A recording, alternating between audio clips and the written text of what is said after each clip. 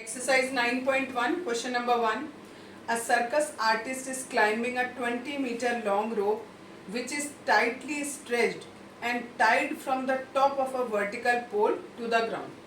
एक रस्सी है, एक वर्टिकल पोल है. ये पोल हो गया हमारा. यहाँ से रस्सी को कस के बांधा गया है इस टॉप से और ग्राउंड पर बांधा गया है. 20 मीटर रोप दी है तो ये वाली लेंथ हमारी 20 मीटर होगी. आगे दिया है क्वेश्चन में find the height of the pole. ये पोल की हाइट हमें निकालनी है. If the angle made by the rope with the ground level, rope और ग्राउंड लेवल के बीच का एंगल 30 डिग्री दिया है तो हमें ये हाइट निकालनी है. परपेंडिकुलर अपॉन हाइपोटेन्यूज किस में होता है? साइन में होता है. तो sine 30 equals to h upon 20. Sine 30 की वैल्यू रखी, इस 20 को क्रॉस मल्टीप्लाई करके यहाँ लिया है. 20 upon 2 that is 10 metre is the height of the pole. Question number 2. A tree breaks due to storm and the broken part bends so that the top of the tree touches the ground making an angle of 30 degree. ये एक पेड़ है. इस पेड़ का हमने मान लिया यहाँ से ये टूट गया तूफान की वजह से और ये वाला जो पोर्शन है ये इधर ऐसे लटक गया नीचे लाइक दिस. ये दिया है तुम्हारी बुक में. ठीक है, आगे देखो. और ये जो एंगल दिया है वो एंगल दिया है आपको 30 degree. The distance between the foot of the tree, foot of the tree हमारा ये है, of the tree to the point where the top touches the ground. जो ट्री का टॉप है वो इस जगह पर टच कर रहा है ग्राउंड को, वो वाला डिस्टेंस आपको 8 मीटर दिया हुआ है. Find the height of the tree. हमें ये पूरी हाइट कैलकुलेट करनी है. ठीक, अगर हमें ये पता लग जाए और ये वाली जगह पता लग जाए तो दोनों को ऐड करेंगे तो पूरे पेड़ की लंबाई निकल आएगी. ये वाला पोर्शन इस पोर्शन के बराबर है. क्यों? क्योंकि यही पोर्शन टूटकर इधर गिर गया है तो ये वाला पोर्शन और ये पोर्शन बराबर है. यानी हमें ये परपेंडिकुलर निकालना है और ये हाइपोटेन्यूज निकालना है. अगर ये दोनों निकल जाएंगे तो दोनों को ऐड कर देंगे, पूरे पेड़ की लंबाई आ जाएगी. हम ये मान लेते हैं ए बी सी और डी, ये 90 डिग्री. अब पहले हमने लगाया 30 डिग्री है. हमें ये अगर कैलकुलेट करना है परपेंडिकुलर, परपेंडिकुलर अपॉन बेस रखा है. किस में आता है परपेंडिकुलर अपॉन बेस? 10 में आता है. 10 30 की वैल्यू 1/√3. एक्स ऐसी 8 यहाँ, इस 8 को क्रॉस मल्टीप्लाई किया 8/√3. रेशनलाइज करेंगे, √3 से मल्टीप्लाई कर देंगे 8√3 अपॉन 3. ये हमारी x की वैल्यू आ गई. अब हमें y की वैल्यू निकालनी है. अब हमने फिर से लिया 30 डिग्री. अब ये है हमारा बेस और ये है हमारा हाइपोटेन्यूज. बेस अपॉन हाइपोटेन्यूज होता है कॉस में. कॉस 30 की वैल्यू होती है √3/2, 8 अपॉन y. y को क्रॉस मल्टीप्लाई करके यहाँ ले आए, 2 को इधर और √3 नीचे. फिर से रेशनलाइज कर दिया, √3 से मल्टीप्लाई कर दिया, ऊपर आ गया 8 2 16 √3 और नीचे आ गया 3. अब हमें पूरे पेड़ की लंबाई निकालनी है. ट्री की लेंथ कितनी होगी? पूरी ए बी के बराबर, that is A C plus C B. A C की वैल्यू हमारी कितनी आई है? ए सी है हमारा ये आई है 16√3/3 और ये आया हमारा 8√3/3. दोनों को ऐड कर लेंगे, एलसीएम लेंगे. 16√3 प्लस 8√3, दोनों को ऐड किया, ये आ गया 24√3 अपॉन 3. 3 से ये कैंसिल हो गया 8. Answer is 8√3. Question number 3. A contractor plans to install 2 slides for the children to play in a park. For the children below the age of 5 years, she prefers to have a slide whose top is at a height of 1.5 meter. एक slide उसने लगाया जो कितनी height पे है? 1.5 metre की height पे. ये छोटे बच्चों के लिए है जिनकी एज 5 ईयर की है. आगे दिया है and is inclined at an angle of 30 degree to the ground, और वो ग्राउंड से 30 डिग्री का एंगल बना रहा है. नेक्स्ट दिया है whereas for the elder children she wants to have a steep slide at a height of 3 metre. इसी की जगह एक और दिया है, उसमें हाइट दिया आपको कितनी? 3 मीटर और ये स्टीप स्लोप दिया और इसका एंगल हमें 60 डिग्री दिया है. And inclined at an angle of 60 degree to the ground. What should be the length of the slide in each case. इस स्लाइड की लेंथ हमें बतानी है दोनों केसेस में. ठीक है, अपने मन से नाम रख लो इनके ABCD. अब पहले लिखेंगे in triangle A B C angle B equals to 90 degree. अब देखो हमारे पास परपेंडिकुलर है और हमें हाइपोटेन्यूज बताना है। परपेंडिकुलर अपॉन हाइपोटेन्यूज किस में होता है? साइन में होता है। साइन 30 की value 1/2 1.5 divide by x, cross multiply करेंगे एक्स की वैल्यू आ जाएगी 3.0 मीटर, यानी यहाँ पर जो स्लाइड होगा वो 3 मीटर का होगा। नेक्स्ट वाले में इसी तरीके से in triangle D E F angle E equals to 90 degree, इसमें भी हमारे पास परपेंडिकुलर है और हाइपोटेन्यूज हमें निकालना है। इसमें भी हम साइन लगाएंगे, इसकी वैल्यू √3/2 3/y, y को क्रॉस मल्टीप्लाई करके यहाँ ले आए और इन्हें यहाँ ले गए, इसे ऊपर और इसे नीचे।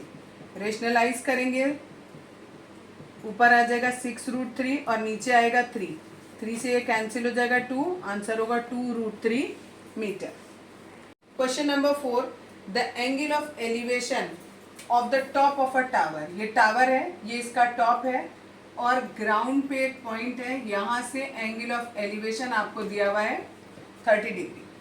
आगे दिया है, एक minute, the angle of elevation of the top of the tower from the point on the ground which is 30 metre away from the foot of the tower. ये वाला पॉइंट इससे 30 मीटर अवे दिया है और ये एंगल ऑफ एलिवेशन भी आपको 30 degree दिया है। हमको ये टावर की हाइट निकालनी है। फिर से भाई ए बी सी मानो, in triangle A B C angle B equals to 90 degree. अब इसमें हमें वो परपेंडिकुलर निकालना है और बेस हमें गिवन है। परपेंडिकुलर और बेस किस में आते हैं? 10 में आते हैं। 10 30 की वैल्यू 1/√3 h/30, h यहाँ पर है ही, इस 30 को यहाँ ले जाएं ऊपर। रेशनलाइज करने के लिए √3 से मल्टीप्लाई कर दें, ऊपर होगा 30√3 और नीचे आएगा 3 से ये 30 कट जाएगा 10 टाइम्स, आंसर हो जाएगा 10√3 metre equals to height of the tower. Question number 5, a kite is flying at a height of 60 metre above the ground. ये ग्राउंड से 60 मीटर अबव यहाँ एक काइट उड़ रही है, ठीक है। The string attach to the kite is temporarily tied to a point on the ground.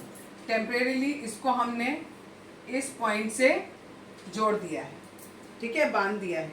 The inclination of the string with the ground is 60 degree. ये इंक्लिनेशन आपको 60 डिग्री दिया है। पूछा है आपसे find the length of the string.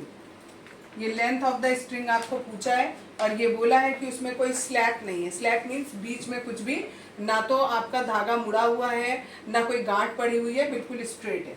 तो that means फिर से हमें वही चीज़ निकालनी है। In triangle A B C angle B equals to 90 degree. अब देखो इसमें ये पता है दैट इज परपेंडिकुलर, ठीक है। परपेंडिकुलर हमें दिया है 60 और हमें निकालना है हाइपोटेन्यूज। परपेंडिकुलर अपॉन हाइपोटेन्यूज किस में होता है? साइन में।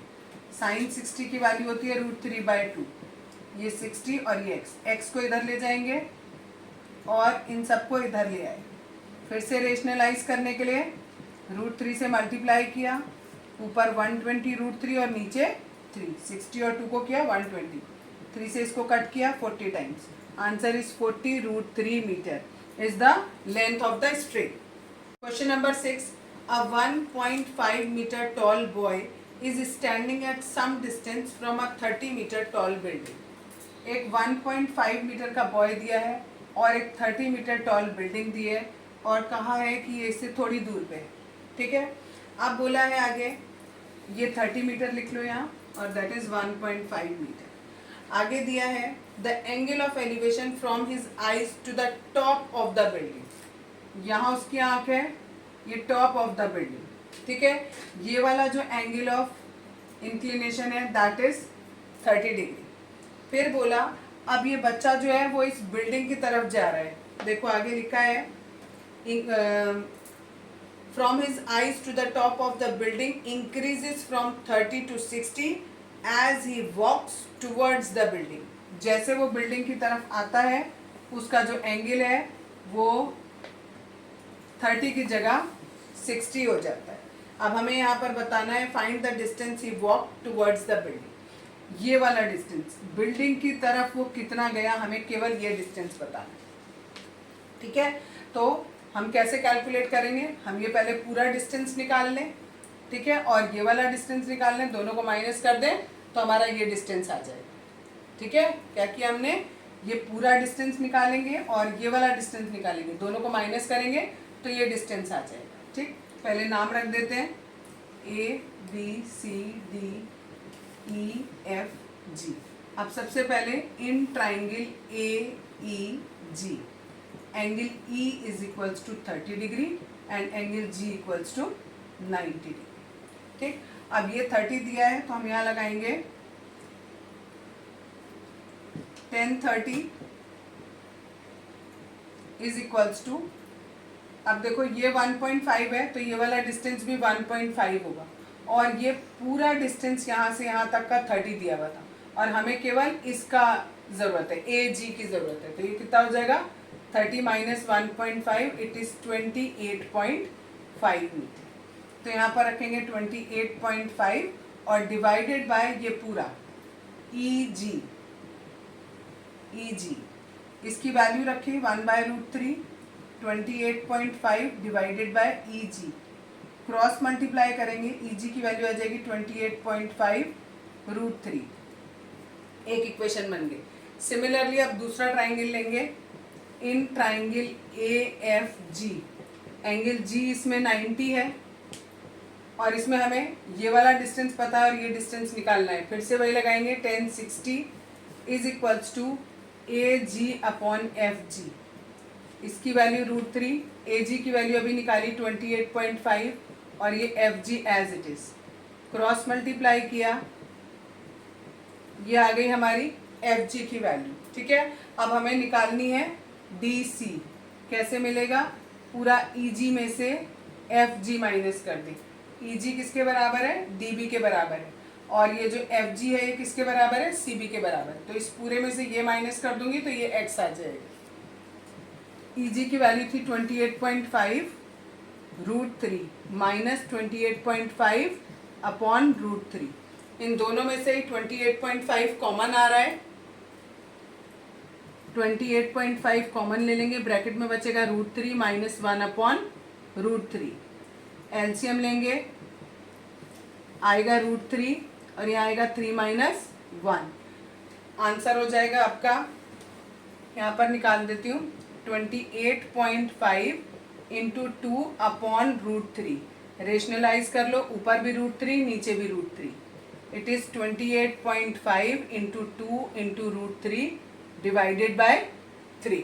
ठीक है, ये और ये कैंसिल आउट हो जाएगा 9.5 टाइम्स, 9.5 को 2 से मल्टीप्लाई करेंगे तो ये 19 आ जाएगा, 19√3 यूनिट दिया है मीटर, तो it is in metre. Question number 7 देखो बच्चों, from a point on the ground, एक ग्राउंड पे पॉइंट लिया, the angle of elevation of the bottom and the top of a transmission tower fixed at the top of a 20 metre high building. एक 20 metre high building लो, इस 20 metre high building के ऊपर आपने एक transmission लगाया है, transmission tower fix किया है, इस ट्रांसमिशन टावर का टॉप ये है और इसका बॉटम ये है, यहाँ से इसके एंगल ये 45 डिग्री और ये वाला एंगल 60 डिग्री है और ये वाला पोर्शन केवल यहाँ तक, दैट इज 20 मीटर, इतना 20 मीटर आपको दिया हुआ है। ठीक है, आपको बताना है find the height of the tower, आपने ये जो टावर लगाया है इसकी हाइट आपको बतानी है, ये हमने अपनी मन से थोड़ी देर के लिए x मान लिया, ABC और ये वाले पॉइंट को D मान लेते हैं। अब in triangle ABC angle B equals to 90 degree, जब पूरा ट्राइंगल ले रहे हैं ABC तो ये हमारे पास परपेंडिकुलर हुआ और ये हमारे पास बेस हुआ, परपेंडिकुलर है h प्लस 20 और बेस है हमारे पास x और एंगल दिया है 45 डिग्री, और परपेंडिकुलर अपॉन बेस किस में होता है, 10 में होता है। ठीक है, 10 45 की वैल्यू 1, क्रॉस मल्टीप्लाई किया, ये आ गई एक इक्वेशन, ये बन गई। इसमें बच्चों 1045 नहीं 1060 लेंगे, गलती से मैंने 45 ले लिया क्योंकि पूरा ट्राइंगल ले रहे हैं ए बी सी, तो ये वाला पूरा एंगल आएगा 60 डिग्री, ठीक है। और 1060 की वैल्यू होती है √3, तो यहाँ हो गया √3x is equals to h plus 20।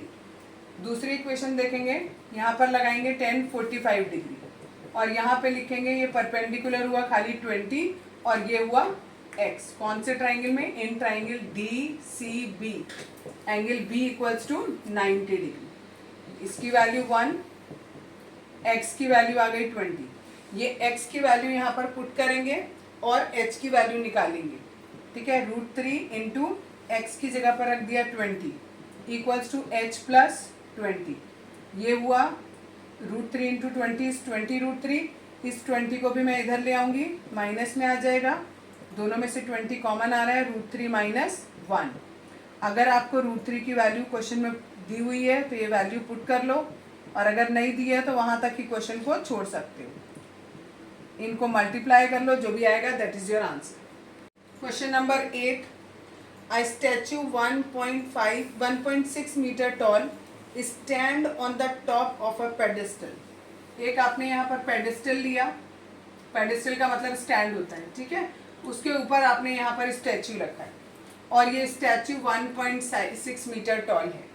आगे दिया है from the point on the ground, ground पर एक पॉइंट है, the angle of elevation of the top of the statue, top of the statue ये है, इसका एंगल ऑफ एलिवेशन 60 डिग्री है, and from the same point on the angle of elevation of the top of the pedestal, top of the pedestal ये है, इसका angle of elevation 45 degree है। Find करना है हाइट ऑफ द पेडिस्टल, आपको ये height calculate करनी है, ये आप थोड़ी देर के लिए x मान लो, A B C and D। सबसे पहले in triangle ABC angle B is equals to 90 degree, ठीक। अब ये पूरा बड़ा वाला ट्राइंगल ले रहे हैं तो परपेंडिकुलर हो जाएगा दिस वन 1.6 और h दोनों को जोड़ लेंगे, डिवाइड बाय x, ये बेस हो गया, परपेंडिकुलर अपॉन बेस है तो दैट इज 1060 डिग्री। जैसे अभी पहला वाला किया बिल्कुल वैसे ही है, इसकी वैल्यू होती है √3, इस x को क्रॉस मल्टीप्लाई करके इधर पहुंचा दिया, ये आ गया 1.6h इक्वल टू √3x।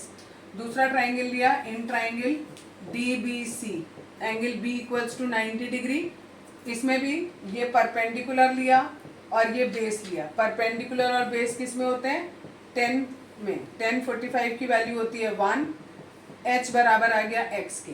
अब ये वाली x की वैल्यू इस इक्वेशन में पुट करेंगे, 1.6 plus h equal to √3x।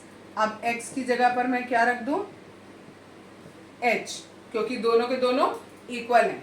अब 1.6 यहीं रखा, √3h माइनस h, इन दोनों में से h कॉमन लिया, √3 माइनस 1, h की वैल्यू निकालनी है, दैट मीन्स √3 माइनस 1 नीचे आ गया, इसको रेशनलाइज कर दो, √3 प्लस 1 और √3 प्लस 1, यहाँ आ जाएगा 1.6 ब्रैकेट में √3 प्लस 1 और नीचे आएगा 3 माइनस 1, a का स्क्वायर माइनस b का स्क्वायर करेंगे, 3 माइनस 1 आएगा, 3 माइनस 1 का मतलब है 2, 2 से इसको कट कर देंगे 0.8, यानी आंसर आ गया 0.8 ब्रैकेट में √3 plus 1। This is the value of the height of the pedestal.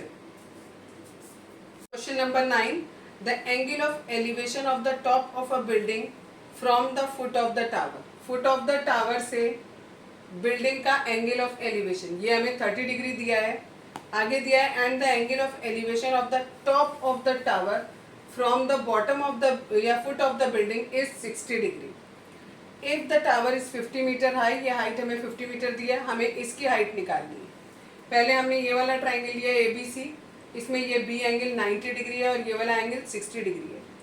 Perpendicular हमें पता है, बेस हम निकाल लेंगे तो हमारा 1060 लगाएंगे, 50 अपॉन BC को क्रॉस मल्टीप्लाई करके यहाँ ले आए और 1060 की जो वैल्यू थी इसके नीचे ले गए। ये हमारा रेशनलाइज नहीं है तो हमने इसको रेशनलाइज कर लिया। नेक्स्ट में अब हम ये वाला ट्राइंगल लेंगे DBC, इसमें ये एंगल 90 और ये वाला हमारा 30 डिग्री है। 1030 लगाएंगे तो ये बराबर होगा h अपॉन बी सी के। बी सी की वैल्यू हमने यहाँ निकाली है, वो वैल्यू हमने यहाँ पुट कर दी। अब इनको क्रॉस मल्टीप्लाई किया, इस वैल्यू को यहाँ ले गए तो पूरा 50√3 अपॉन 3 ये वाला यहाँ लिख दिया, और ये √3 यहाँ लिखा है। √3 से √3 cancel, 50/3 it is 16.6 metre. Question number 10, two poles of equal height are standing opposite to each other on either side of the road which is 80 metre wide. एक रोड है 80 मीटर वाइड है, इसके दोनों किनारों पर एक एक पोल है, इन दोनों पोल की हाइट सेम है, हमने एच एच मान ली। ये पूरा का पूरा रोड जो है वो 80 मीटर की है। अगर ये डिस्टेंस x है तो ये वाला 80 माइनस एक्स हो गया। हमें ये हाइट निकालनी है और ये x और 80 माइनस एक्स की वैल्यू निकालनी है। अब इन्होंने बोला है एक पॉइंट है इस रोड पर, उस पॉइंट से अगर हम दोनों पोल का टॉप देखते हैं तो एक बार एंगल 30 बनता है और एक बार एंगल 60 बनता है। तो हमें h और x निकालना है। पहले ये वाला ट्राइंगल लिया, इस ट्राइंगल में 1030 लगाया, h अपॉन सॉरी हाई वो परपेंडिकुलर अपॉन बेस, बेस है 80 माइनस एक्स, इसकी वैल्यू रख दी, क्रॉस मल्टीप्लाई किया, पहली इक्वेशन बन गई। अब दूसरा वाला ट्राइंगल लिया, इसमें ये 90 है, 1060 लगाएंगे, h अपॉन एक्स, इससे h की वैल्यू आ गई x√3। अब ये वाली h की वैल्यू इस इक्वेशन में यहाँ पर पुट करेंगे। तो देखो 80 माइनस एक्स ऐसी रखा, h की जगह रखा x√3, ये h की जगह पर रखा, और इंटू √3 एज इट इज। ये एज इट इज √3 और √3 को मल्टीप्लाई करेंगे तो 3 हो जाएगा, 3x हो गया। इस x को उधर लेके गए तो 3x प्लस x हमारा हो गया 4x। इस 4 को नीचे ले जाएंगे 80/4 तो हमारा x की वैल्यू 20 आ जाएगी। यानी ये वाला डिस्टेंस अगर 20 है तो दिस वन इज 60। 80 माइनस 20 करेंगे 60, और h निकालेंगे इस हाइट ऑफ द पोल, वो कैसे निकलेगी, यहाँ पर निकाला था h बराबर x√3, x की वैल्यू आई 20 तो हो गया 20√3। Question number 11, a TV tower stands vertically on a bank of a canal. ये आपकी कैनल है, इसके एक बैंक पर ये टीवी टावर खड़ा हुआ है। From the point on the other bank directly opposite the tower the angle of elevation of the top of the tower. कह रहे हैं इसके ऑपोजिट साइड में जो एंड है वहां से अगर आप इस टीवी टावर के टॉप को देखते हो तो एंगल ऑफ एलिवेशन 60 डिग्री बनता है। From another point 20 metre away from this point on the line joining this point to the foot of the tower, the angle of elevation of the top of the tower is 30 degree। कह रहे हैं अगर आप इसी से पीछे चले जाओ 20 मीटर और अब आप यहाँ से इसके टॉप को देखो तो एंगल ऑफ एलिवेशन 30 डिग्री बनता है। आपको फाइंड करना है height of the tower and the width of the canal. हमने माना टावर की जो हाइट है वो h है और ये x है, कैनल की विड्थ x है, ये भी आपको लिखना पड़ेगा। Let us assume that the height of the tower is h and the width of the canal is x। अब ये वाला ट्राइंगल लिया ADB, बड़ा वाला ट्राइंगल, उसमें ये हमारा एंगल 90 डिग्री है, 1030 लगाया, that is perpendicular upon base, base ये पूरा हुआ तो 20 प्लस x हो गया। √30 की वैल्यू रखी, क्रॉस मल्टीप्लाई किया, ये इक्वेशन बन गई पहली। दूसरे में हमने 1060 लिया ये वाले ट्राइंगल में, इसमें परपेंडिकुलर अपॉन बेस लेंगे तो बेस में हम खाली x लिखेंगे। इनको क्रॉस मल्टीप्लाई किया तो h की वैल्यू ये आ गई। ये वाली h की वैल्यू इस इक्वेशन में यहाँ पुट करेंगे जैसे पिछले क्वेश्चन में करी थी। ये 20 plus X as it is equal to as it is x की जगह पर x√3 रखा है इंटू √3, इन दोनों को मल्टीप्लाई किया 3x हो गया। इस x को उधर लेके जाएंगे माइनस में हो जाएगा, 3x में से x माइनस होगा 2x आ जाएगा, 20/2 किया 10 आ गया, h की वैल्यू हमारी 10 मीटर आ गई, और h हमने माना था x√3 या जो हमने निकाला था, तो x की वैल्यू पुट कर दी 10 और √3, तो ये height of the TV tower है। Question number 12, from the top of a 7 metre high building the angle of elevation of the top of a cable tower is 60 degree and the angle of depression of its foot is 45 degree. ये आपकी एक building है और ये एक tower है आपका, यहाँ से इसके टॉप को देख रहे हैं तो एंगल ऑफ एलिवेशन 60 है, और यहीं से इसके फुट को देख रहे हैं तो एंगल 45 डिग्री। ये 45 है तो ये भी 45 होगा, अल्टरनेट एंगल है, ठीक है। हमें फाइंड आउट करना है height of the tower. Height of the tower कैसे निकलेगी, हमारा ये 7 है तो ये भी 7 होगा, ये हमने h मान लिया। अगर हम h प्लस 7 की वैल्यू निकाल लेंगे तो हमारी हाइट ऑफ द टावर आ जाएगी। उसके लिए हमें पहले h निकालना पड़ेगा, h को निकालने के लिए पहले x निकालेंगे। हमने माना ये अगर x है तो ये वाला डिस्टेंस भी x हो जाएगा। अब ये नीचे वाला ट्राइंगल लिया, दिस वन, ये और ये अल्टरनेट एंगल्स है, ये 45 है तो ये भी 45। इस वाले ट्राइंगल में हमने tan 45 लगाया, ये एंगल 90, तो दिस इज 7/x के इक्वल हो जाएगा। इससे x की वैल्यू 7 आ गई। नेक्स्ट ऊपर वाला ट्राइंगल लेंगे, इस वाले ट्राइंगल में h की वैल्यू अभी हमें निकालनी है। यहाँ पर tan 60 बराबर लेंगे h/ ये पूरा x। tan 60 की वैल्यू रखी, h की जगह हमने x की जगह 7 निकाला था वो रखा, h की जगह h ही रहने दिया और क्रॉस मल्टीप्लाई किया तो 7√3 वैल्यू आ गई। अब हमें पूरा इस टावर की हाइट निकालनी है, पूरी टावर की हाइट इसके बराबर होगी, दैट इज h+7। h की वैल्यू ये निकाली है और ये +7, इन दोनों में से 7 कॉमन आ गया, ब्रैकेट में √3 + 1, इतना ही छोड़ दीजिए। Question number 13, as observer from the top of a 75 metre high lighthouse from the sea level, the angle of depression of two ships are 30 degree and 45 degree. If one ship is exactly behind the other on the same side of the lighthouse, find the distance between the two ships. आपको दिया ये एक light house है, ये आपका समुद्र है और समुद्र में एक शिप यहाँ पर है और एक शिप यहाँ है। एक शिप का एंगल बन रहा है 45 डिग्री एंगल ऑफ डिप्रेशन और दूसरे का बन रहा है 30। ये वाला एंगल 30 है तो ये भी 30 हुआ, ये वाला एंगल 45 है तो ये वाला एंगल भी 45 हुआ। अब हमें ये वाली चीज़ तो गिवन कर रखी है 75, हमें ये निकालना है कि दोनों शिप के बीच का डिस्टेंस कितना है। ठीक है, पहले हम ये वाला ट्राइंगल लेंगे ABS1, ये छोटा वाला ट्राइंगल लिया, इसमें हमने tan 45 लिखा, ये परपेंडिकुलर अपॉन बेस हो जाएगा। बेस को मैंने BS1 ही लिखा है, कोई नाम नहीं रखा। ठीक है, यहाँ भी मैंने x लिखा नहीं है। इसको क्रॉस मल्टीप्लाई किया, tan 45 की वैल्यू रखी, 75 as it is, BS1 as it is, cross multiply किया तो BS1 की वैल्यू आ गई 75। अब दूसरा ट्राइंगल लिया ये पूरा AB और S2, इसमें ये वाला एंगल है 30 डिग्री और ये बराबर होगा दिस परपेंडिकुलर अपॉन बेस। अब बेस में ये पूरा बेस आएगा BS1 + S1 S2।